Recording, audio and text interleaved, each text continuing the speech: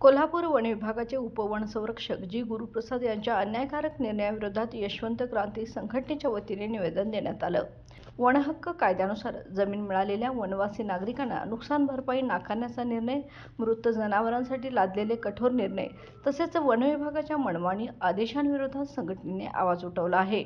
संघटनेच्या संस्थापक अध्यक्ष संजय वाघमोडे यांनी वन विभागाच्या कारभाराची चौकशी करून पीडित शेतकरी व पशुपालकांना तातडीने नुकसान भरपाई मिळवून देण्याची मागणी केली आहे, अन्यथा तीव्र आंदोलन छेडण्याचा इशारा देण्यात आला आहे। तारा न्यूजसाठी प्रतिनिधी विक्रम केंद्रेकर, कोल्हापूर।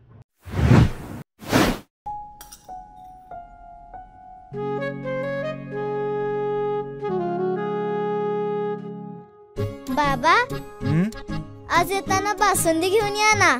अगं, कालच आपण आईचा वाढदिवस होता म्हणून आणली होती ना। ऐकलं, गोकुळची बासुंदी पुन्हा खावीशी वाटतेय। खरं सांगू, मलाही खावीशी वाटतेय। पुन्हा पुन्हा खावीशी वाटणारी गोकुळ बासुंदी।